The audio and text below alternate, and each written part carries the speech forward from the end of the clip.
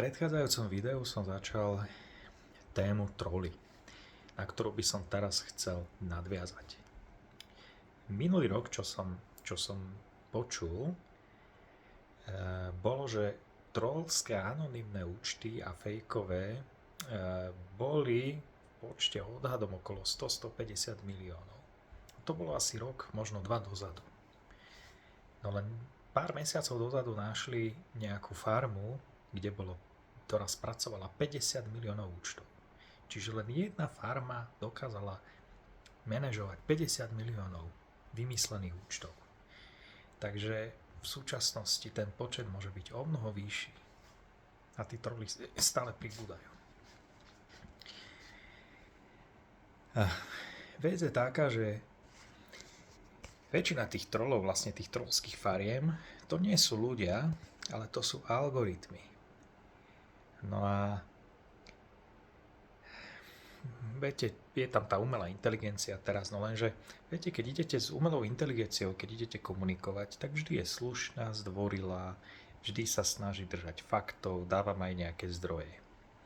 No tak potom prečo tí trolovia sú hlúpi, agresívni, šíria totálne nezmysly, keď by mohli normálne veci vysvetľovať, nie? Že či už je akýkoľvek tam je zámer, ale vedeli by to normálne slušne vysvetliť. Prečo to robia takýmto spôsobom, takýmto primitívnym a agresívnym? No je to preto, lebo je to zámer. A sú tu dve momentálne tie najrozšírenejšie manipulatívne techniky. Jedna je zahltiť priestor absolútnymi nezmyslami, aby sa nevedelo na čo skôr reagovať. To sa volá zahltiť priestor balastom, že to je vlastne opak cenzúry. Necenzuruje sa, ale robí sa presne toto, že absolútne sa to zahltí nezmyslami, ktoré stále pribúdajú s cieľom dostať ľudí do stavu, že nevedia, čomu majú veriť. A k tomu je tá ďalšia manipulatívna technika, a to je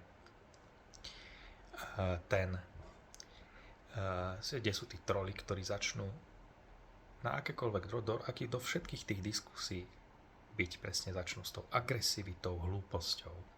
Prispejú tou agresivitou a hlúposťou. No a cieľom je vlastne tú príčetnú časť obyvateľstva dostať do zúfalstva, aby sa proste nestarala, aby bola apatická, aby to brali, však všetci sú rovnako zlí. Toto počúvame. Áno, že inteligentní ľudia sú v tým ovplyvnení, lebo je to pochopiteľné. Čiže toto je preto mnohokrát nemá vôbec zmysel na to reagovať, hádať sa s tými. Keď si to kliknete a vidíte tam kvetinku alebo dôchodcu s 50 000 príspevkami, na to vôbec netreba reagovať, na to nereagujte. Čiže ide len o to nás unaviť. Preto ľudia, nepodliehajte tomu, by som chcel takto povzbudiť, nepodliehajte tomu, tejto ilúzii, ani toho, že ich je nejak strašne veľa. Pretože to sú všetko algoritmy, to im nedá hlasy. A je to aj fajn, robia aj dobrú službu, lebo mnohým tým, čo tam tých trolov využívajú, áno, že majú tam 300-500 petolizackých príspevkov, tak to nie sú ľudia mnohokrát. Dáva ich to do takých do bublinky, že ako majú obrovskú podporu. Takže netreba tomu podliehať, treba si uvedomiť, že v akom svete chceme žiť. Takže